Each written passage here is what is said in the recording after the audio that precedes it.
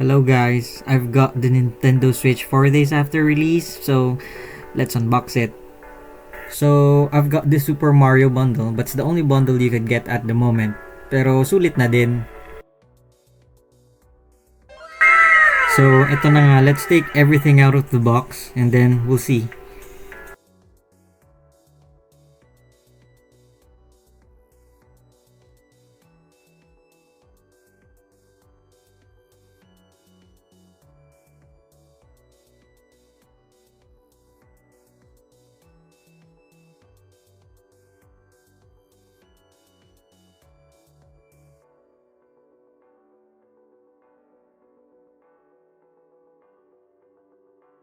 So, ito yung screen niya, 7.9 inches, HDR support, and then could run up to 120 Hz.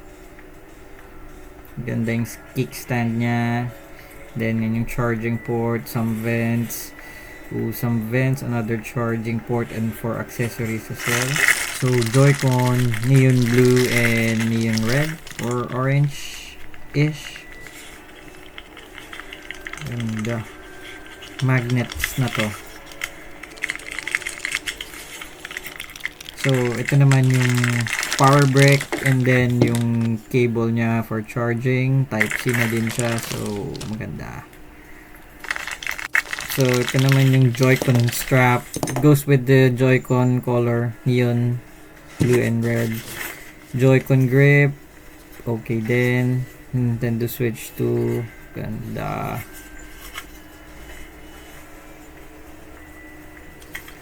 Nice.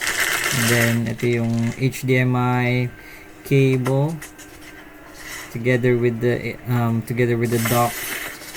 Simple lang yung dock dito, just black. And then they've improved it, I think. Nasa gilid na yata yung mga saksak niya, and then natatanggal lang yung nasa likod. But since bagong bukas, hindi ko alam kung paano tanggalin.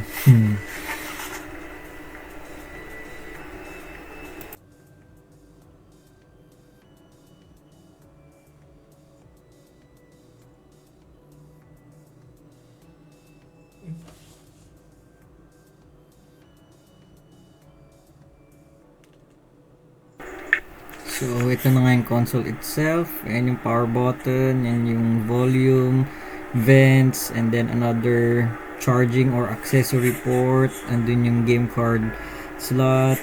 Yan yung some magnet for the Joy-Cons. Ooh. Another vents there. And then, SD card nandito. Same lang din dun sa mga before na Switch, nasa likod, and then yung kickstand. So, let's power it up. And, ay, connect daw yung Joy-Con. Uy, ganda ng tunog. Magnet na. Left one. Ooh. Ganda. Nintendo Switch 2. Ganda din tunog. Then full volume natin para malakas. Yan yung setting up ng language and region, I think. Yeah, let's go. And then connect sa Wi-Fi. Mamaya ako na i-connect. Yan, transfer. So, ito nga. Kailangan ko i-transfer yung data from yung OLED na Switch, and then kailangan pala kapag ito transfer mo yung data, nakakonect ka sa internet para gumana yung transferring, because yung V1 Switch ko before when I left the Philippines, hindi ko siya na-transfer sa OLED, kaya lahat ng games ko doon ay lahat ng hours ng games ko doon, including yung sa Animal Crossing, Diyos ko, nawala. Stop ko ba?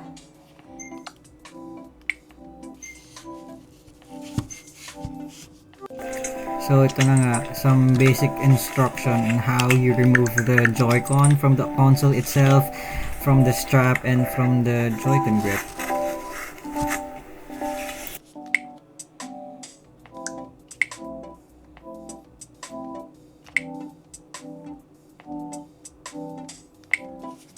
So yan, subukan natin Joy-Con strap. Naku, sana hindi masira. Bagong bago pa, baka umiyak ako.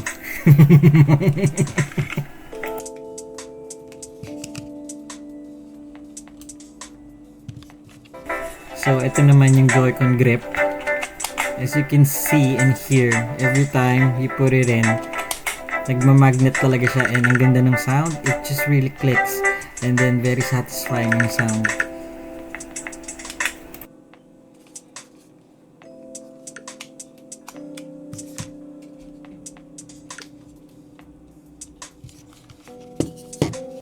So, ito na nga, instruction on how you transfer the file from another switch, from your old switch actually. And then, you just need to like connect it to the Wi-Fi and then paglapitin mo lang sila and then it will start transferring the data na. Mabilis lang.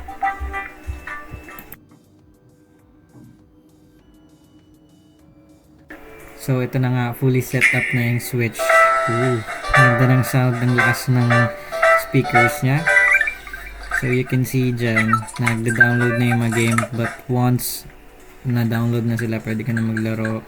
And then, that's it. So, I've got the Switch from a reseller kasi ubus na yung stocks dito sa UK. I've got it for like £460.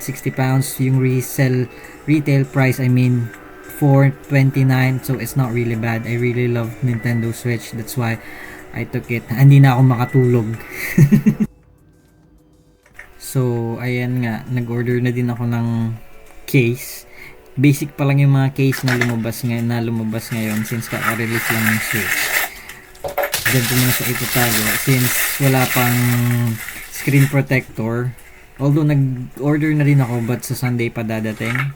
So, that's it.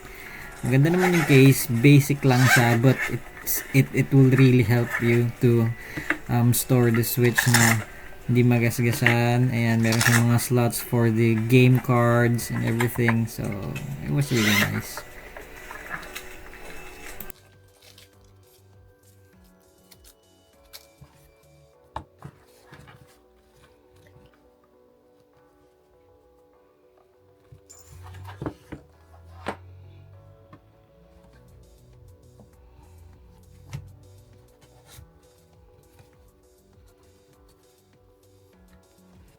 So, yan na siya. Fit na fit lang. Sama yung mga game cards. And then, that's it. That's everything from the unboxing. Thank you for watching, guys. See you next time. Bye.